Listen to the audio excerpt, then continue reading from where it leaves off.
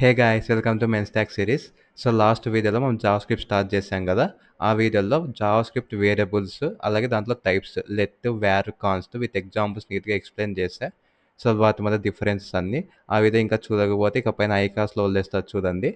So ఈ వీడియోలో మనము జావా స్క్రిప్ట్లో డేటా టైప్స్ ఎన్ని టైప్స్ ఉంటాయి, వాటికి డిఫరెన్స్ ఏంటో తెలుసుకుందాము. అలాగే వేరియబుల్స్ సంబంధించి హోస్టింగ్ అని ఒక కాన్సెప్ట్ ఉంటుంది. ఆ కాన్సెప్ట్ కూడా ఈ వీడియోలో తెలుసుకుందాం. మన ఛానల్లో మెయిన్ స్టాక్ సిరీస్ సంబంధించి every Monday and Thursday evening 7:10 పిఎంకి కొత్త వీడియో వస్తుంది. ఎవ్రీ వీడియోకి 2 డేస్ గ్యాప్ ఉంటుంది కాబట్టి ప్రాక్టీస్ చేయండి. అలాగే నా డౌట్ ఉంటే కామెంట్ సెక్షన్లో పోస్ట్ చేయండి. ఈ వీడియోస్ మిస్ కాకుండా ఉండాలంటే మన ఛానల్ సబ్స్క్రైబ్ చేసి బెల్ ఐకాన్ క్లిక్ చేయండి. నోటిఫికేషన్ వస్తుంది. సో ఇంకా స్టార్ట్ చేద్దాం.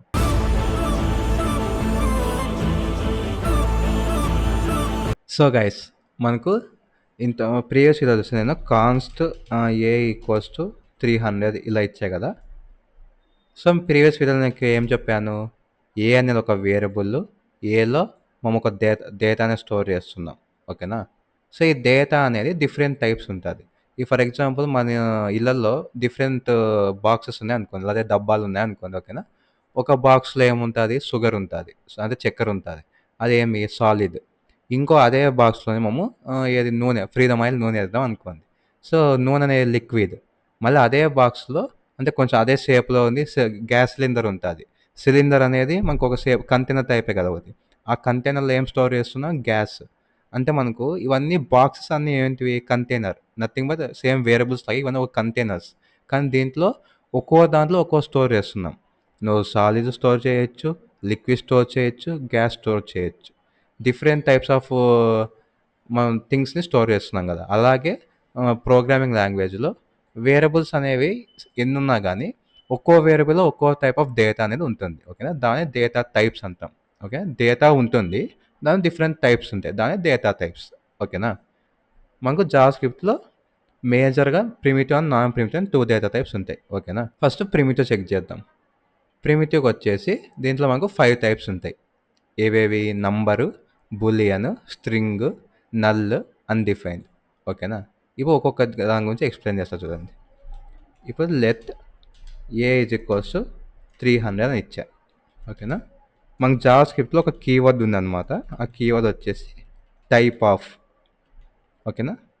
సో ఈ టైప్ ఆఫ్ కీవర్డ్ యూజ్ చేసి ఒక వేరియబుల్లో ఏ టైప్ ఆఫ్ డేటాను స్టోర్ చేసుకుంది అని మనం చెప్పొచ్చు అనమాట. ఓకేనా. ఇప్పుడు ఏ అనే టైప్ గురించి చెక్ చేద్దాము. మీకు చూసినట్టే రెడ్ కలర్ వచ్చింది. ఎందుకు, ఇవన్నీ కోడ్ కాదు, మనం నార్మల్గా మీకు అర్థమయ్యక రాసినవి. సో వీటిని కామెంట్స్ అంటాం. హెచ్టిఎంఎల్ వీడియోస్లో మనం కామెంట్స్ ఎలాగైతే మెన్షన్ చేస్తామో అలాగే జావా స్క్రిప్ట్లో కామెంట్స్ అనేది మెన్షన్ చేయొచ్చు. సో నువ్వు ఒక్కొక్క లైన్ కామెంట్ చేయాలి అనుకుంటే 2 ఫార్వర్డ్ స్లాష్లు పెట్టాలి, కామెంట్ అవుతుంది. లేదు నంబర్ ఆఫ్ లైన్స్ ఒకేసారి, దీన్ని సింగిల్ లైన్ కామెంట్ అంటాం. లేదు నంబర్ ఆఫ్ లైన్స్ ఒకేసారి కామెంట్ చేయాలంటే దాన్ని మల్టీ లైన్ కామెంట్ అంటాం. దానికి సింటాక్స్ వచ్చేసి ఫస్ట్ ఒక ఫార్వర్డ్ స్లాష్ ఒక స్టార్ పెట్టండి. ఓకేనా. మళ్ళీ ఎండింగ్లో ఒక స్టార్ ఒక ఫార్వర్డ్ స్లాష్. సో ఇదంతా కామెంట్, ఇది మల్టీ లైన్ కామెంట్స్. ఓకేనా. మీకు కామెంట్స్ కూడా కవర్ అయ్యాయని అనుకుంటున్నా. ఓకే. ఇప్పుడు రన్ చేద్దాం. F5 క్లిక్ చేస్తున్నాను. చూసారా, టైప్ నంబర్ అని వచ్చింది. ఓకేనా. నెక్స్ట్ మనకు జనరల్గా నంబర్స్లో ఎన్ని టైప్స్ ఉంటాయి, నార్మల్ నంబర్స్ ఉంటాయి, పాయింట్స్ ఉంటాయి కదా, అంటే డెసిమల్స్ ఉంటాయి. ఇది నేను 22.7 అనేది ఇచ్చిన అనుకోండి, ఇది డెసిమల్.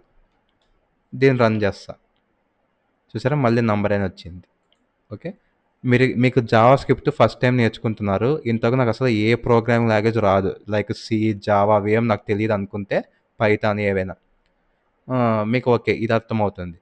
లేదు నాకు వేరే లాంగ్వేజ్ కూడా వచ్చు అన్నప్పుడు మీకు ఇక ఒక డౌట్ రావచ్చు. ఏమని, వేరే లాంగ్వేజెస్లో 22 అనేది ఏమంటామంటే ఇంటీజర్ అంటాం. ఓకేనా. లేదా ఇంట్ అంటాం. 22.7 అనే దాన్ని ఫ్లోట్ అంటాం. ఓకేనా. బట్ జావా స్క్రిప్ట్లో నువ్వు డెసిమల్ నంబర్ ఇచ్చినా, నార్మల్ నంబర్ ఇచ్చినా, అంటే 22.7 ఇచ్చినా 22 ఇచ్చినా కానీ దాన్ని నంబర్ అనే అంటాం. ఓకేనా. ఒకవేళ వేరే లాంగ్వేజ్ కూడా ఐడియా ఉన్న వాళ్ళు ఇక కన్ఫ్యూజ్ కావచ్చు, వాళ్ళు గుర్తుపెట్టుకోండి. జావా స్క్రిప్ట్లో నేనేం తప్పేం రాయడం లేదు, మిమ్మల్ని నేను తప్పు రాసిన అనుకోవచ్చు. జావా స్క్రిప్ట్లో ఇంటీజర్నైనా ఫ్లోట్నైనా నంబర్గానే కన్సిడర్ చేస్తాం, మరి సపరేట్ డేటా టైప్స్ కానీ కన్సిడర్ చెయ్యం. ఓకేనా. క్లియరా. Next boolean. Boolean in nothing but yes or no. మీరు ఏదైనా ఒక లాజిక్ రాశారు. ఓకేనా. ఫర్ ఎగ్జాంపుల్ నిన్న చెప్పిన ఎగ్జాంపుల్ ప్రకారం నేను నా email ID password Amazon provide చేస్తాను. అమెజాన్ నాకు ఒకటే రెస్పాన్స్ ఇవ్వాల. అయితే నేను ప్రొవైడ్ చేసిన కరెక్ట్ అయితే యెస్ అని, రాంగ్ అయితే నో అని. సో, అలాంటి కేస్‌లో మనకు ఆ యెస్ ఆర్ నోకి ట్రూ ఆర్ ఫాల్స్ అనే వాల్యూ యూజ్ అవుతుంది. ఓకేనా? True or false. ఇవి 2 బూలియన్ టైప్స్ అనమాట. ఓకేనా? అయితే ట్రూ లేదా ఫాల్స్. సో, ఇప్పుడు నేను ట్రూ అని ఇచ్చి ఆ టైప్ ఆఫ్ ఏ రన్ చేస్తున్నాను. బూలియన్ వచ్చింది. ఓకేనా? నెక్స్ట్ ఫాల్స్ ఇచ్చినా అదే వస్తది. ఏదో ఒకటే వాడాల. మరి ట్రూ ఆర్ ఫాల్స్ అని రాయొద్దండి. ఏదో ఒకటే. మనకు రిజల్ట్ ఎప్పుడు ఒకటే వస్తుంది. ఓకేనా? Next string. స్ట్రింగ్ చాలా సింపుల్. డబుల్ కొటేషన్ మధ్యలో ఈ ఫాల్స్ అనే ఉంది. సేవ్ చేసి రన్ చేస్తున్నా. చూసారా స్ట్రింగ్. ఓకేనా? ఏమైనా డబుల్ కొటేషన్స్ మధ్యలో నువ్వు ఒక క్యారెక్టర్ రాస్తే అవునా?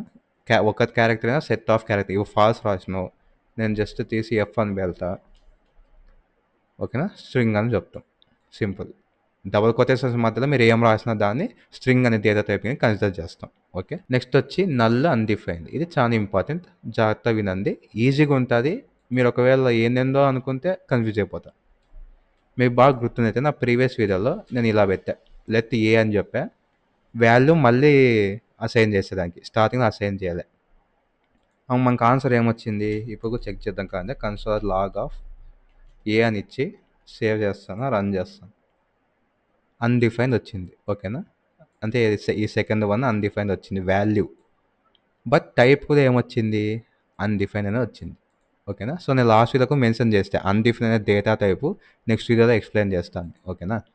సో, ఇప్పుడు దీని కథ ఏమరా అంటే మీరు ఎప్పుడైతే ఒక వేరియబుల్ని లెట్ యూజ్ చేసి కానీ లేదా వ్యార్ని యూజ్ చేసి కానీ డిఫైన్ చేస్తారో కాన్స్ట్కి ఎట్లా ఎర్రర్ వస్తుంది మీకు తెలుసు కదా. ఎందుకు ఎర్రర్ వస్తుందో మీకు తెలుసు. ఇంకా లాస్ట్ వీడియో చూసింటే. సో, లెట్ యూజ్ చేసి కానీ వ్యార్ యూజ్ చేసి కానీ మీరు ఒక వేరియబుల్ని డిక్లేర్ చేశారు కానీ దానికి వాల్యూ అనేది అసైన్ చెయ్యలేదు. అలాంటి సిచ్యువేషన్లో జావా స్క్రిప్ట్ బై డిఫాల్ట్ దానికి అన్డిఫైన్డ్ అనే వాల్యూని అసైన్ చేసుకుంటుంది. ఓకేనా? బై డిఫాల్ట్ అంటే వీరు దీన్ని డిక్లేర్ చేశారు కానీ ఇంకా డిఫైన్ నథింగ్ బట్ ఒక వాల్యూతో అసైన్ చేయలేదు. అది నంబర్ అయ్యుండొచ్చు, బులియన్ అయ్యుండొచ్చు, స్ట్రింగ్ అయ్యుండొచ్చు, ఎనీథింగ్. ఓకేనా? బట్ నువ్వు అది ఇంకా దానికి ఏం అసైన్ చేయలేదు అన్నప్పుడు బై డిఫాల్ట్ అన్డిఫైన్ ఇస్తుంది.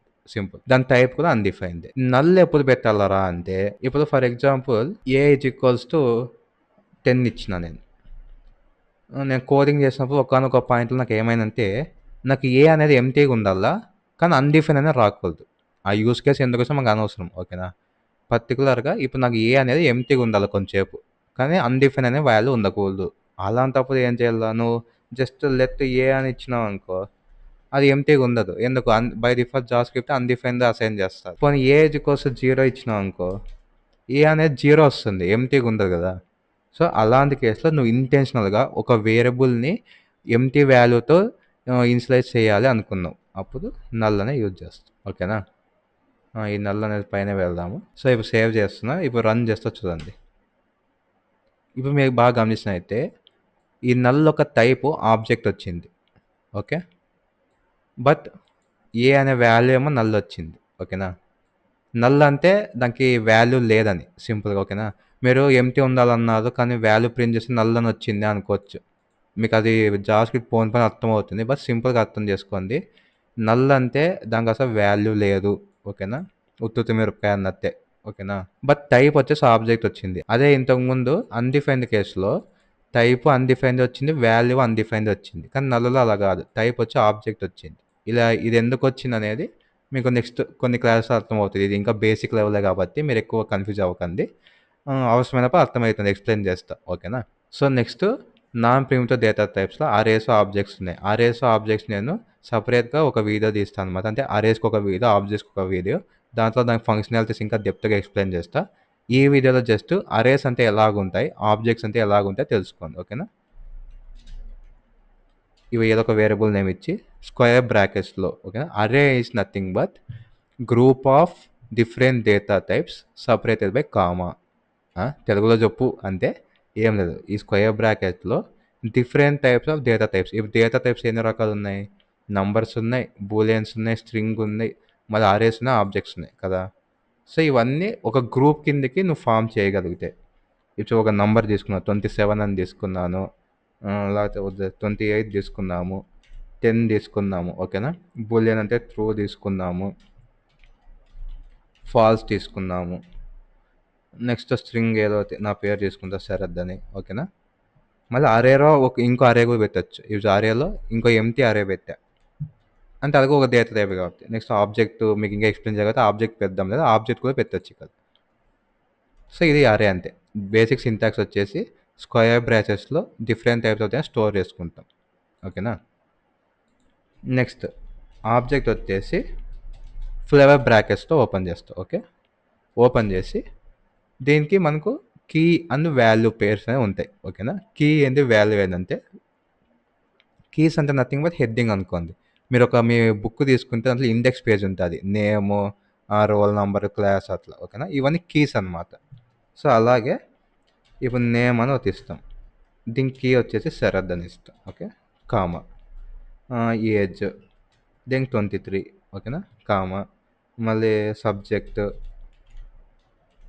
దీనికి వచ్చి మెర్న్. ఓకేనా.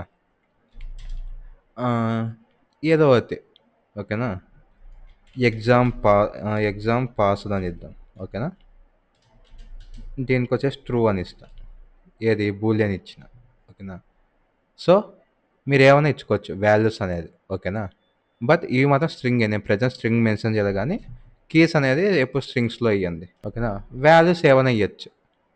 వాల్యూస్ వచ్చేసి శరత్. ఓకేనా. స్ట్రింగ్ ఇచ్చినావు, నంబర్ ఇచ్చినావు, మళ్ళీ స్ట్రింగ్ ఇచ్చినావు, బూలియన్ ఇచ్చినావు, నీ ఇష్టం వాల్యూస్ ఏమైనా ఇచ్చుకోవచ్చు. ఓకేనా. అరేకి ఆబ్జెక్ట్కి మెయిన్ డిఫరెన్స్ ఏమంటే అరేలో ఓన్లీ వాల్యూస్ ఉంటాయి అంతే. ఓకేనా. కీస్ ఏముందో different types of values, different data types ఉంటాయి. బట్ ఆబ్జెక్ట్లో కీ అండ్ వాల్యూ పేర్స్ ఉంటాయి. ఓకేనా. Key is nothing but heading type అనమాట. ఓకే.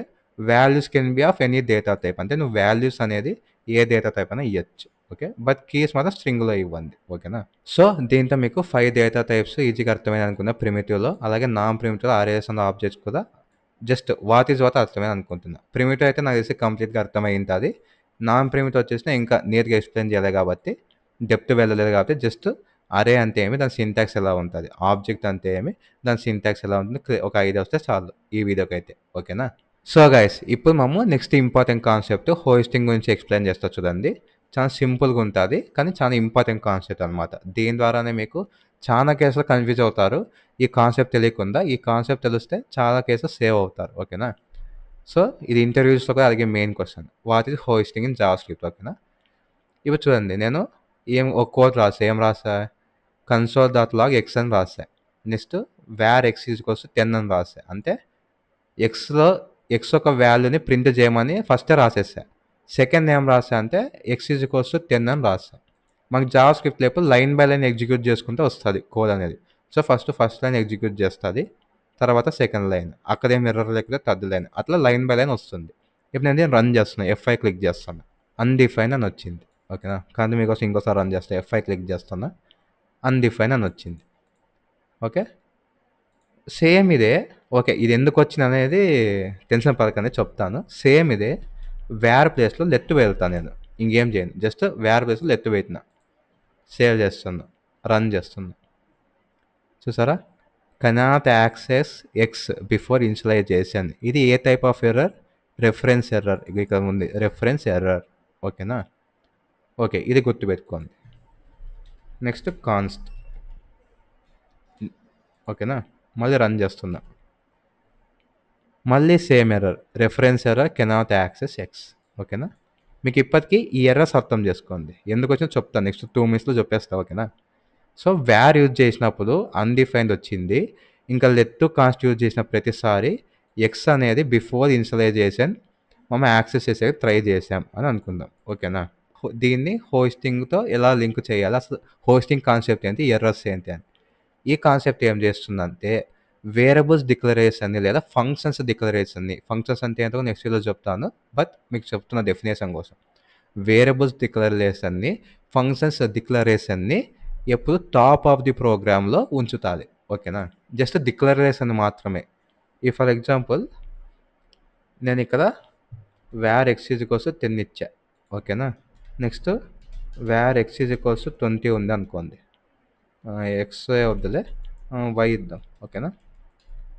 మళ్ళీ మధ్యలో సమ్ లైన్స్ ఆఫ్ కోడ్ ఉన్నాయి అనుకోండి, ప్రజెంట్ లేవు, ఉన్నాయి. మళ్ళీ var Z is equals to 30 అని ఇచ్చాం. సో ఈ హోస్టింగ్ అనే కాన్సెప్ట్ నేను ఏం చెప్పా, వేరియబుల్స్ డిక్లరేషన్ని ఫంక్షన్స్ డిక్లరేషన్ తీసిపోయి టాప్ ఆఫ్ ది కోడ్లో ఉంచుతుంది. టాప్ అంటే ఏది, ఈ కన్సోల్ కన్నా పైన. సో ఇంటర్నల్గా ఈ కోడ్ ఎలా ఉంటుందంటే వేర్ ఎక్స్, ఓకేనా, where why, wear Z.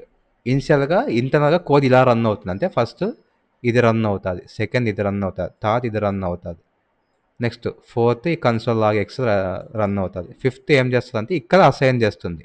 Assignment మాత్రం మీరు ఎక్కడైతే పెట్టింటారో అక్కడ అసైన్ చేస్తుంది, బట్ డిక్లరేషన్ తీసిపోయి టాప్లో ఉంచుతుంది. ఓకేనా. సో మనము ఇంటువంటి దాంట్లో చూసాం ఏమని, మీరు ఎప్పుడైతే ఒక వేరియబుల్ని డిక్లేర్ చేశారు బట్ దానికి ఏ వాల్యూ అసైన్ చేయలేదు అంటే జావా స్క్రిప్ట్ బై డిఫాల్ట్ ఏం చేస్తుందన్న అన్డిఫైన్ అనే వాల్యూ అసైన్ చేస్తుంది అన్న, అందుకు మనకు వ్యార్కి అన్డిఫైన్ అనేది వచ్చింది. క్లియరా. ఇంతమించి ఏదో బ్రహ్మాస్త్రం అవేం లేవు, సింపుల్. మనకి జావా స్క్రిప్ట్ హోస్టింగ్ అనే కాన్సెప్ట్ ద్వారా వేరియబుల్ డిక్లరేషన్ ఎప్పుడు టాప్లో ఉంచుతుంది. టాప్లో ఉంచడం వల్ల ప్రజెంట్ ఈ స్టేజ్లో దీనికి వాల్యూస్ అనేవి లేవు. ఓకేనా. సో అది అన్డిఫైన్ ఇస్తుంది. ఎప్పుడైతే మీరు రాసిన కోడ్ లైన్కి వస్తుంది అది, అప్పుడు దానికి వాల్యూ అనేది అసైన్ చేసుకుంటుంది. క్లియరా. ఓకే, వేర్ అప్పుడు అసైన్ చేసుకుంటుంది, బాగానే ఉంది. మళ్ళీ ఎందుకు లెట్ కాన్స్ట్ ఇలా జరగలే అంటే, లెట్ కాన్స్ట్ అనేది మాడ్రన్ జావాస్క్రిప్ట్ సంబంధించిన వేరియబుల్ డిక్లరేషన్ అనమాట. అంటే ES6 అని ఉంటుంది మాడ్రన్ జావాస్క్రిప్ట్ అంటే, దానికి సంబంధించిన వేరియబుల్ డిక్లరేషన్. ఇవనేవి మనకు అట్లా హోస్టింగ్ అనేది జరగవు వీళ్ళకి. ఓకేనా. అవి టెంపోరల్ డెడ్ జోన్ అనే స్టేట్లో ఉంటాయి. ఓకేనా. ఈ పదం బాగా గుర్తుపెట్టుకుని ఇంటర్వ్యూస్లో అడుగుతారు. ఓకేనా.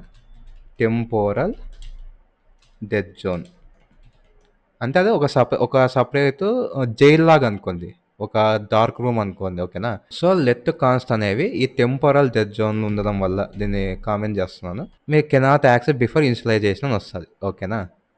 సింపుల్, ఇంక అందుకే పెద్ద రీజన్ ఏం లేదు. దాంట్లో ఆ టెంపరల్ డెడ్ జోన్లోకి ఎందుకు వెళ్తాయంటే ఈజ్ ద సింటాక్స్, ఆ డిజైన్ చేసే విధానం అలా ఉన్నాయి. ఓకేనా. సో మనలో కొంతమంది ఫ్రెండ్స్ ఉంటారు, ఏమైనా చిన్న బాధ వస్తేనే ఇన్స్టాగ్రామ్ డియాక్టివేట్ చేసి వెళ్ళిపోతారు, లేకపోతే అంటే ఊరుకుని కొంచెం డియాక్టివేట్ చేసేసి వెళ్ళిపోతారు, మళ్ళీ ఎప్పుడో కొన్ని రోజులకు వస్తారు. అంటే మనం ఆ టైప్ కదా, వేరే విషయం. ఓకే, ఇప్పుడు టాపిక్ అది కాదు. సో టెంపరల్ డెడ్ జోన్ అంటే అంటే అది అక్కడ ఉంటుంది కానీ మనం దాన్ని యాక్సెస్ చేయలేం, అది టెంపరల్ డెడ్ జోన్. ఓకేనా. ఎందుకంటే అక్కడ ఉంటున్న ఎలా చెప్తున్నామంటే, మీరు ఈ ఎర్రర్ బాగా గమనించండి, cannot access X before initialization. అంటే నాకు తెలుసు నువ్వు ఎక్స్ అనేది ఎక్కడో పెట్టినావురా, కానీ ఆ ఎక్స్ నువ్వు ఇప్పుడే యాక్సెస్ చేయలేవు అని చెప్తాను. అంటే ఎక్స్ అని ఒకటి ఉందని నాకు తెలుసు, కానీ నువ్వు దాన్ని యాక్సెస్ చేయలేవు అని చెప్తుంది. లెట్ కాన్సర్ రెండింటికి సేమ్ ఎక్స్ప్లెనేషన్. ఓకేనా. సో ఆ ఎక్కడో ఉన్నదాన్ని ఏమంటే టెంపోరల్ డెడ్ జోన్. ఇంటర్వ్యూస్ అడుగుతారు, ఎందుకు వేర్ అనేది మమ్మ ముందే యాక్సెస్ చేస్తే అన్డిఫైన్డ్ వస్తుంది, లెట్ కాన్స్ట్ రావు, ఎందుకు హోస్టింగ్ అనేది లెట్ కాన్స్ట్కి వర్క్ చేయమంటే, let const temporal dead zone అనే కాన్సెప్ట్ మీద వర్క్ అవుతుంది. సో మనం ఎప్పుడైతే దానికి వాల్యూ అసైన్ చేస్తామో అప్పటి నుంచి యాక్సెస్ చేయొచ్చు, కానీ దానికన్నా ముందు యాక్సెస్ చేయాలంటే ఇవి టెంపోరల్ డెడ్ జోన్ అనే ఒక ప్లేస్లో ఉంటాయి. సో అక్కడి నుంచి మనం దీన్ని యాక్సెస్ చేయలేము, కాబట్టి మనకు రెఫరెన్స్ ఎర్రర్ అనేది వస్తుందని చెప్పాలి మీరు ఇంటర్వ్యూస్లో. క్లియరా. సో గైస్, ఇది మనకు JavaScript data types and variables hosting concept అనమాట. క్లియర్గానే ఎక్స్ప్లెయిన్ చేసి అర్థమైందని అనుకుంటున్నాను. అయినా అర్థం కాకపోయినా ఇబ్బంది ఏం లేదు, ఇంకోసారి చూడండి. ఎందుకంటే ఫస్ట్ టైం వినే వాళ్ళకి కొంతమందికి ఫస్ట్ సారి అర్థం కావచ్చు, కొంతమందికి ఒక 2-3 సార్లు వింటే అర్థం అవుతుంది. అయినా అర్థం కాలేదంటే మీరు డౌట్స్ ఉంటే కామెంట్ సెక్షన్లో పోస్ట్ చేయండి, పలానా పాయింట్ దగ్గర అర్థం కాలేదని ఎక్స్ప్లెయిన్ చేస్తాను. అలాగే ఈ వీడియో మీకు నచ్చింది, అర్థమైంది అనుకుంటే లైక్ చేసి కామెంట్ చేయండి. అలాగే మీ ఫ్రెండ్స్కి షేర్ చేయండి. మీరు ఎంతమందికి షేర్ చేస్తే మన యూట్యూబ్ మన వీడియో అంతమందికి పుష్ చేస్తుంది. సో మీ నుంచి ఎక్స్ప్రెస్ సపోర్ట్ ఇది మాత్రమే, కాబట్టి లైక్ చేసి షేర్ చేయండి. నెక్స్ట్ వీడియోలో మళ్ళీ కలుసుకుందాం.